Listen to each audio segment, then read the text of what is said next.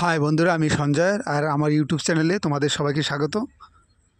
আজ আমি তোমাদের মাঝে নিয়ে এসেছি জামরুল গাছের ভিডিও। শীত শেষ, চৈত মাসে শুরু হয়ে যায় জামরুল গাছে প্রচুর পরিমাণে ফুল আসা। তার আগে উপযুক্ত সেচ এবং ওষুধ স্প্রে করে দেওয়া অবশ্যই প্রয়োজন, যাতে জামরুল গাছে পোকা না লাগে এবং সেচ দেওয়ার ফলে জামরুল গাছ সতেজ এবং প্রচুর পরিমাণে ফুল চলে আসে। দেখতে পাচ্ছ কি পরিমাণে ফুলের কড়ি এসে গেছে, কারণ উপযুক্ত পরিমাণে সেচ দেওয়ার জন্য। প্রতিটি ডালে দেখো কি পরিমাণে ফুল এসে গেছে। কলমের জামরুল গাছ, এমন কোনো আগা নেই যেখানে ফুল নেই। প্রতিটি আগায় দেখতে পাচ্ছ,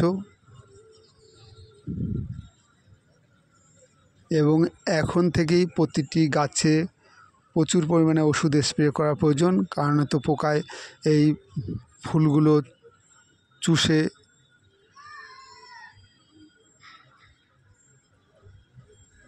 নষ্ট করে দেবে। তাই উপযুক্ত পরিমাণে ওষুধ স্প্রে করা প্রয়োজন। দেখতে পাচ্ছ প্রতিটি ডালে কি পরিমাণে ফুল এসে গেছে। সঠিক পরিচর্যার ফলে দেখতে পাচ্ছ প্রচুর পরিমাণে ফুল এসে গেছে জামরুল গাছে।